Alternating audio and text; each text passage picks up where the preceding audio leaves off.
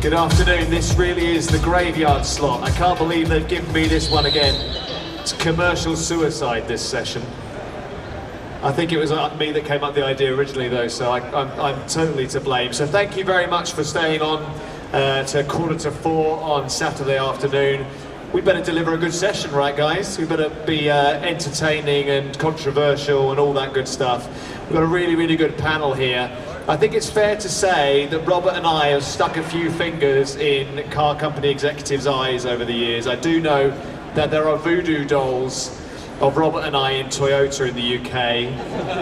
I also remember doing this session at Fully Charged Live North last year as Jaguar Land Rover watched on as we ripped them apart, which was fine because it was on our territory, but then I walked into their stand at the Goodwood Festival of Speed and they went, "Hi Dan, we saw your session at Harrogate," and that was a bit awkward, but they let me on. That was fine. So anyway, so it's really good to have a great panel with us today to discuss this, because I don't think it's an exaggeration to say this is an existential moment for these companies. I know it seems bizarre. How can big companies, go out of business? But I think when you look at how much debt some of these companies are in, losing a chunk of market share really could be very, very bad for business indeed. So let's get into that and let's discuss it a little bit more. But just quickly, why don't we just introduce ourselves? So Riz, do you want to go first? And who are you and where do you come from? All that kind of stuff.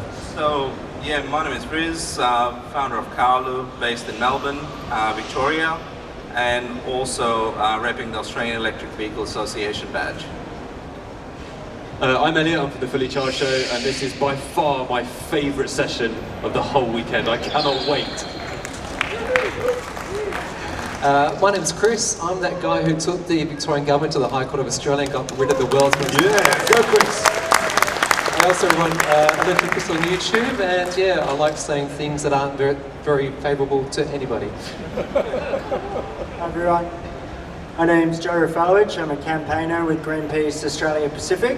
Greenpeace for the last 2 years has been running a campaign called Electrify to get Australia onto zero emission vehicles in order to do our bit to combat the climate crisis. Great, so we've got credentials established, we've got a good panel here. Elliot didn't sing at karaoke last night, so he's not allowed to talk in this session. It's a small petty revenge from me. Okay, you could talk, Elliot. But just quickly, just to get an idea, show of hands, do you think any of the car companies actually are in serious trouble? Do you think any might actually go out of business? Show of hands. Yeah, I think there could be a Kodak moment. And secondly, show of hands, is anyone from Toyota in the audience? Right, so you might want to just cover your ears. Okay, so let's. I'm going to start with Elliot actually, because Elliot has unfettered access to the Chinese car market.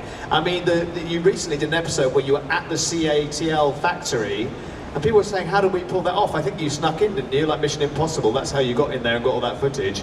But all those car companies you see, are they worried about the others? Is BYD worried about the legacy car makers? Gosh, this is a big question.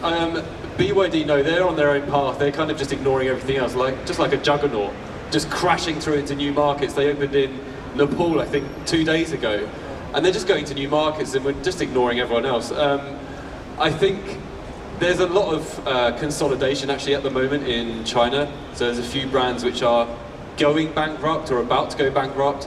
So even in the Chinese market, it's so intense, the competition, that you either have to discount massively and don't make any profit on your cars, go into massive amounts of debt, or you do something like Toyota and just close your eyes and ears and just hope it all gets better eventually. But, Mitsubishi's pulled out of China, Subaru's pulled out of China last year, Suzuki's pulled out of China. There's only Nissan, Honda, and Toyota left. And they're selling 100,000 EVs a year. BYD sells 300,000 in a month. They've just got no chance, and I think that's the biggest worry, is that they're continuing down their path of selling 1 or 2 EVs, and just like, whatever, people still want gas cars, but all of a sudden it's going to flip, and then it's game over. Kodak moment, right? So just to recap, I think Tesla sold 1.8 million cars in 2023, BYD 1.6 million, but famously BYD sold more than Tesla, this is pure EVs, in the last quarter of last year, and they're on track between them to sell between 4.5 and 5 million cars next year. But that sounds like we're talking about volume and, you know, arch capitalism. Isn't this a chance to try again? And actually, if we sell as many cars in the future under electrification as we are now, isn't that a missed opportunity, Joe? I'm going to turn to you. I'm guessing you're going to say it's a missed opportunity. Well, let me say that this question for this panel, which car companies end up in the graveyard, that sort of presupposes that it's the car companies making decisions in their factories. Did they think of EVs in time? Is their production schedule up to date? Are they releasing new models like BYD is doing? Are they going to take the market share? But I would say that which car companies end up in the electric graveyard is up to us, and it's up to governments. Because this industry has always been regulated from top to bottom. It started in America with the CAFE standards in the 70s, which the car companies lobbied ferociously against, and eventually they got carve-outs for SUVs, which meant that they were able to keep selling them. So, and even in this country, in Australia, there were $23 billion given to car companies when they were operating here to keep those companies on shore. And then think about all the infrastructure we build to enable cars, the highways, the petrol stations, even traffic cops and traffic lights. All of this stuff, in a way, is the regulatory environment in which these car companies operate. So when we're deciding which companies are going to end up in the graveyard, it's actually up to us, up to our governments, to regulate them in such a way as to protect our climate, because right now they're on a trajectory to keep many of them are on a trajectory to keep selling petrol vehicles well into the 2040s. And that's not compatible with the Paris Agreement. And that's not compatible with keeping warming below 1.5 degrees. So I think we need to make decisions as a democratic country in Australia about what we want from our cars, rather than having the car makers determine it for us. So we were fortunate enough to have Chris Bowen, Minister for Climate Change and Energy, on this very stage this morning. I thought he was very, very positive, very bullish. Chris Vanderstock, have you seen much pushback to the talk about, you know, EV rulings already, the efficiency rulings? Have you seen much pushback in the last week? Is anyone running scared already? I would say that the car lobby is definitely running scared. They see the potential future whereby they're going to have to meet some standards that they already have to meet in Europe and America right now. And I imagine they've got invested interest to actually protect the industry here with the marketing, aftermarket and so forth. And that they can send out petrol engines, diesel engines that are 20, 30 years old that do not meet any other standards anywhere else in the world. So no doubt they're going to be pushing hard for option A, if you know what that is. Basically it's do nothing. And the government may well do option B, which is mid approach. And I think many Australians, like myself, want option C, and that is to do as much as we can as fast as we can. And you know, all that money that is needed to actually divest from the petrol and diesel industry and shift over to electric is massive, and this might be seen by car makers as another impediment to them actually being successful. So traditionally, Toyota's been number one, Volkswagen Group has been number two, I'm talking about globally, and my argument presupposes that BYD is going to be number one, Tesla's going to be number two. That's the way I would. If I was a betting man, that's the bet I put on. Who else is going to be on the podium? Would you agree with that analysis? The BYD and Tesla are the two to catch. And who else is going to be, this is for everyone, but Riz first, who else is going to be on that podium? Who's going to get bronze medal and fourth place and fifth place, do you think? Before we get into the fun bit. Tough question. I mean, if we look at who's really moving ahead and some of the larger companies, the traditional automakers, I think the Hyundai Kia group has a pretty good shot at it. They are looking at how they can make more electric vehicles more affordable. They've got some good products available globally, so it's not just one market has it and the others don't, which we see with some of the traditional automakers in the US. They keep a lot of their cars within the US and not really expand into Europe. So I think, yeah, Hyundai Kia group will be doing fairly well. And yeah, Ford may come up with something that's credible, but then there's a whole lot of the Chinese brands that are, you know, going to be kings. Smoothest segue into Elliot ever. Well done, Riz. I think Hyundai Kia maybe not, because they're actually selling very poorly in China. So they are coming up against the competition. They don't sell any of these electric cars in China. They only sell ICE vehicles. So I think in order to become really big, obviously you need to be successful in China. So I think it's going to be companies, the parent companies of like Polestar, so Geely. They have many, many different brands. Parent company of MG, SAIC, also many brands. This is just one of their brands that they brought over. They've got Maxus and everything else. It's going to be those sorts of companies who are going to be the massive players in the market, and then they're going to start sucking up some of these legacy brands. So I would not be surprised if someone like Mazda got bought by a Chinese car company, or maybe even a German car company could be bought by a Chinese EV company. So BYD, Tesla, Hyundai Group possibly, I think Geely Group because they've got Lotus, Volvo, Polestar, Smart, and a couple of others. That's obviously a Smart. But any others, Chris, that you think might make it? Definitely like SAIC Motors, who make MG, and I'm with Elliot here in that definitely we need affordable cars, and right now the ones out of Germany and Polestar, which are lovely by the way, not sponsored. We need that affordable segment to be addressed because let's face it, most Aussies are buying cars in the $40,000 to $50,000 market. We're buying Corollas and Camrys in that price, and so we need the equivalent in electric vehicles to make the transformation here. So far we've had that doubling year on year with electric vehicles, which is awesome, like more than 90,000 this last year, and the exponential growth is just going. But I think it's the Chinese ones, the BYDs, the MGs, that are transforming this market. Let me just add, I think that the car companies that stand to lose at the moment are the ones that are investing the most into lobbying to stop the regulatory change, like the new vehicle emission standards. And we've seen that through the Federal Chamber of Automotive Industries, who have come out with absolute bullshit in their responses in the media. And we've seen that with Toyota over the last 2 years. I mean, Toyota was making submissions to New Zealand telling them, don't put standards in place. In the UK, they threatened to leave. In Mexico, they threatened to sue the government because Mexico wanted to align their standards with the US. So once again, it's not about what's happening in the factories and the strategic planning meetings. It's what's happening in Congress and parliaments all around the world. Don't think I'm looking uncomfortable because you said that. I'm looking uncomfortable because you've gone too early. I was trying to build up to that, Joe. I was trying to build up to it. But so we'll come on to that. But can I just quickly check, are we all in the same space? And saying this is audience participation. In Norway, 92.1% of cars sold in January were pure electric. That doesn't just mean that diesel's going away, petrol's going away, but hybrids are as well. So we're all in agreement. If that's the canary in the coal mine, that's showing us fairly clearly what we can expect from consumer choice elsewhere. So do we all agree that other fuels, hybrids, hydrogen is a dead end? Do we all agree that? Yes. Right, well, okay, that's so let's move on to the car bashing then.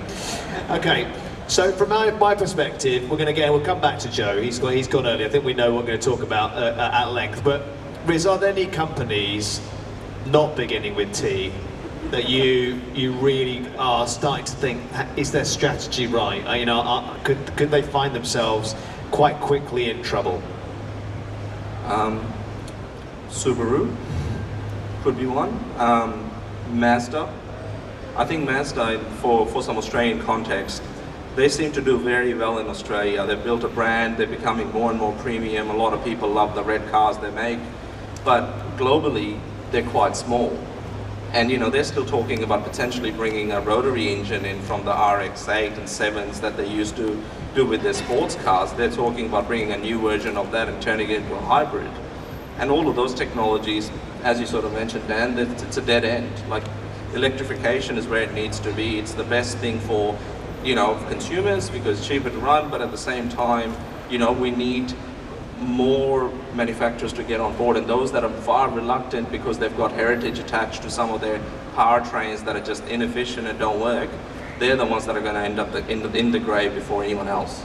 I mean, the Mazda MX-30 was a compliance car. I think we can all say that. I don't know if you've even got it here. Do you have it? We do. But is it a case of some of these companies almost deliberately hobbled themselves and they've created a car and then they've been able to go back internally and say, well, there's no demand for this piece of rubbish? Controversial. What about other Japanese brands not beginning with T, Elliot? There's one beginning with H. Yeah. Honda. Oh! So we actually, someone tweeted me this morning, sending me an advert from Honda Australia, which says, the joy is driving off in an HRV hybrid, and the joy is not needing to plug in. And you just think, Are you reading the market? Do you know what's going on? Maybe just come down to this show and just have a look at what's going on. And I think they're so blind to it. You know, they had a barnstorming first EV, the small one that Robert drove. The Honda E. Honda E, yeah.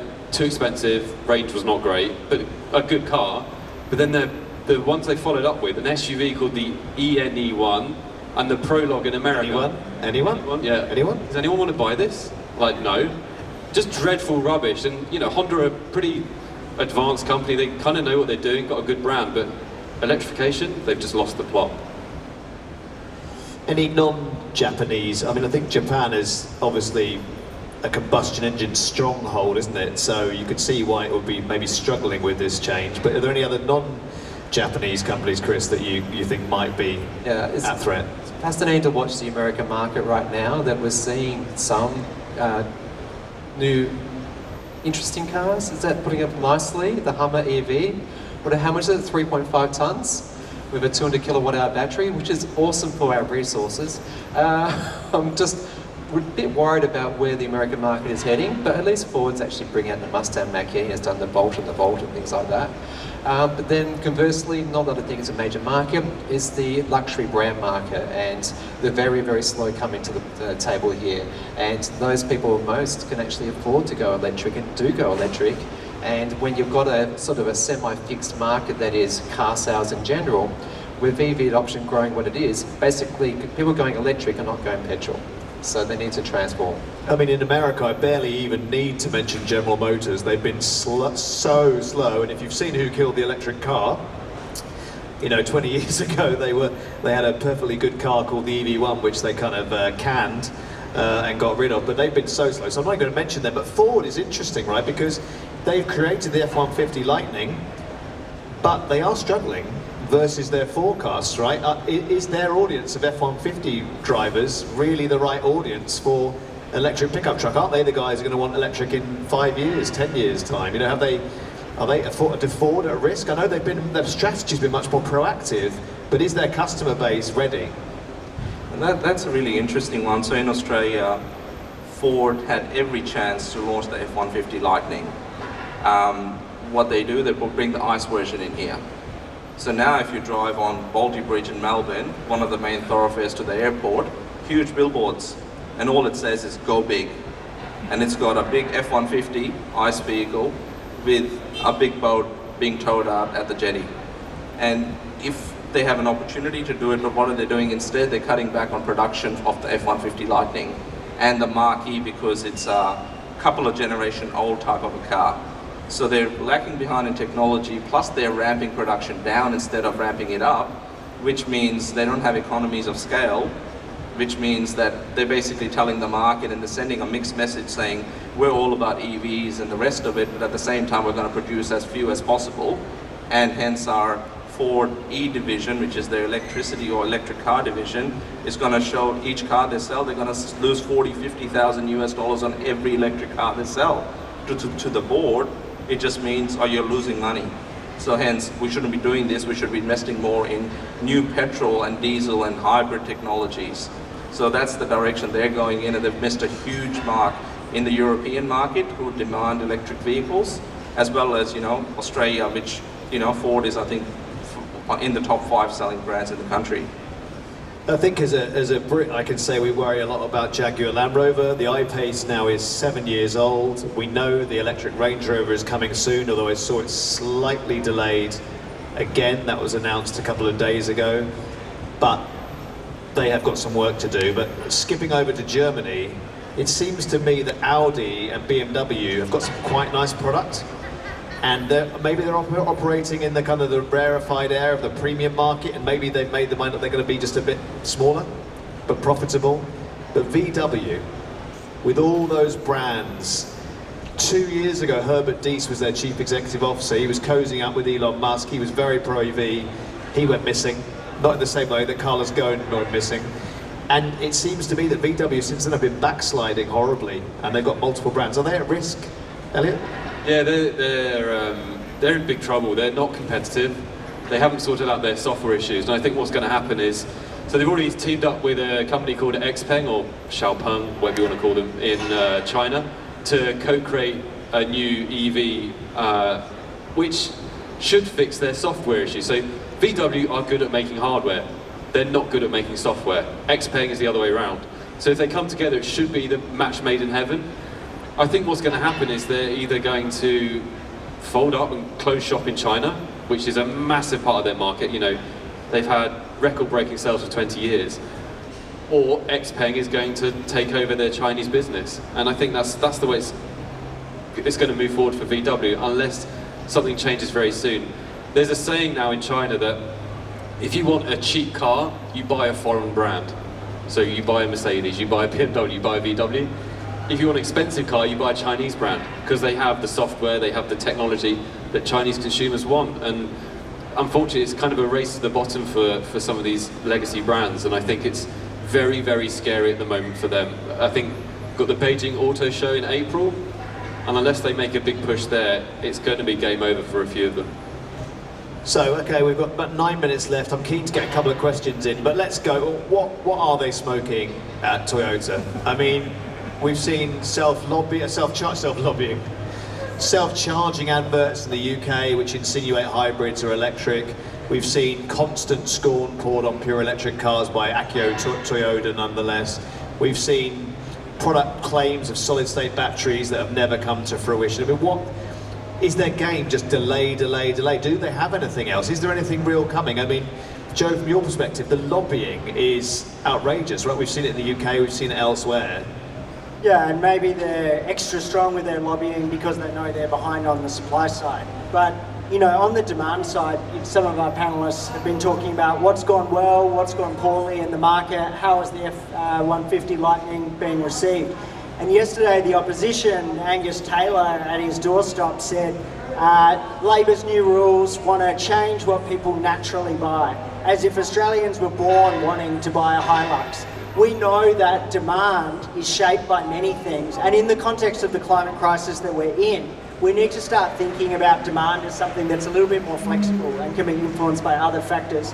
So Toyota, yeah, too late to the party, very aggressive with their lobbying, and if you Google Toyota files, you'll find Greenpeace's report about all the stuff that they get up to. It's pretty bad, but they're responding to the commercial imperative of the fact they don't have a single EV in our market, and they're not going to have any in the market for a few years longer, as far as I understand it. Can you put your hands up if you owned a Toyota ever?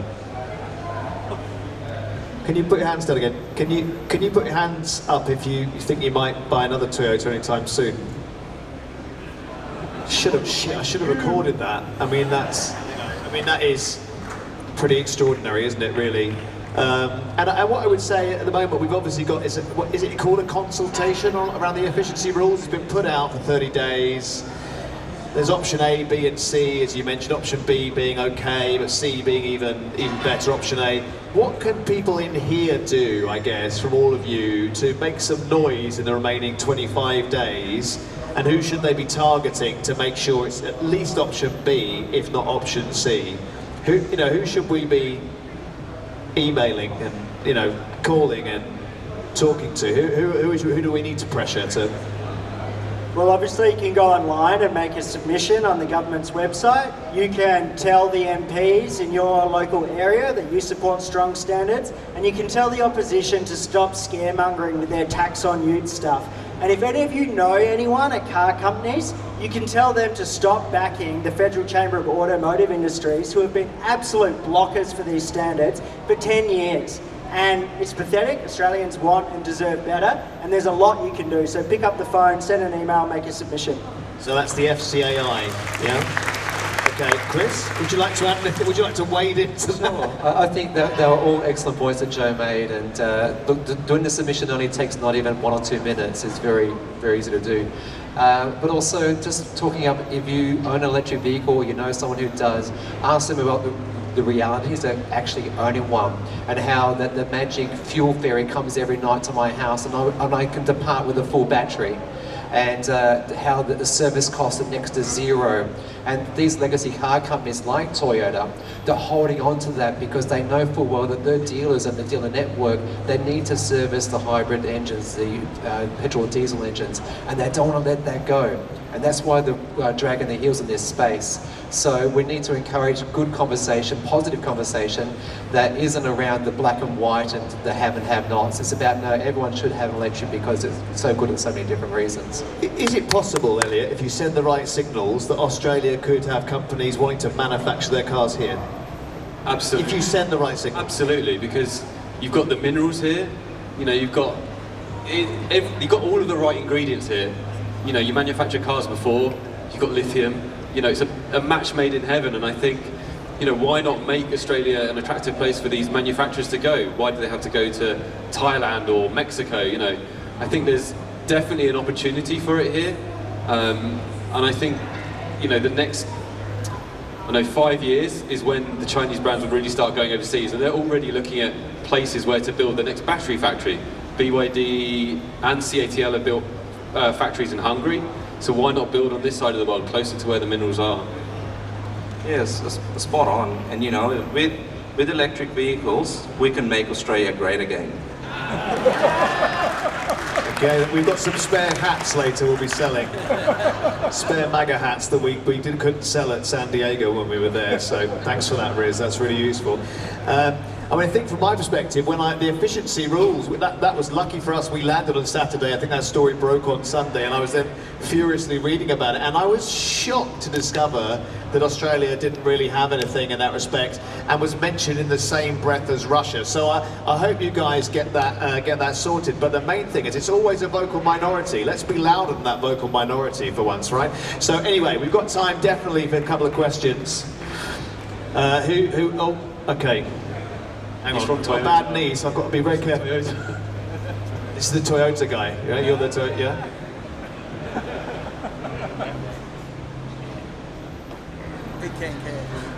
So I have a question to the panel. We probably forgot about Nissan, who had the original electric car, and they had a heads up on the market, but they lost it and missed the opportunity completely. And also BMW had a heads up on the bespoke architecture on their i3.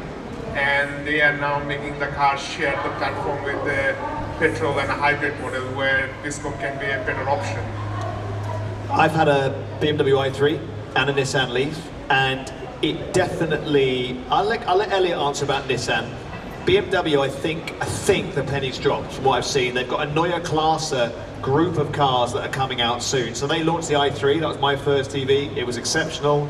They then got cold feet, they hummed and hard. They've got some nice cars now, but I think the Neue Klasse range that are coming through is going to be something. I think that's what we think they've changed soon. Nissan though? Nissan's really confusing because they make some good EVs. They still make the Leaf, right? And that's a good EV. They make the Sakura, which is an amazing EV. One of my favourite EVs, I think, of last year. But they just don't seem willing to ship that anywhere outside of Japan. I think Nissan it's make or break moment for them. The Aria is not selling very well. It's too expensive. It's another SUV. It's not really what people want. So unless they come up with something more Sakura-like in the next kind of 18 months, it's game over for them as well. I think there's an arm up behind you, sir, I think. G'day. Is part of the problem for the Japanese manufacturers their use of the CHAdeMO standard? No, it's because it's full of old Japanese men who are unwilling to change. That's their problem. I was speaking to a Japanese lady who is our fixer for shooting in Japan. She said, we can see that China's taking over. It's because the company culture in Japan is so difficult to change that they're so unwilling to adopt this new technology. It's just being held up by those very old Japanese executives at the top. Like, it's not anything technological. Any more questions? Do you want to lob that over there? Yeah. Oh my God! As I watch out for the camera. Do you think XPeng will do a reverse back on VW and lift them out of the murder? Sorry, say that again. I think XPeng will do a reverse back on VW and lift them out of the murder. Yeah, probably. I think it's very, very likely that we're going to see Chinese brands buying or taking over some of these legacy brands. And I think the XPeng VW thing is very likely to happen. I think there's another person behind you, I think, who had a question. We've got probably time for two more, I think. Hi guys.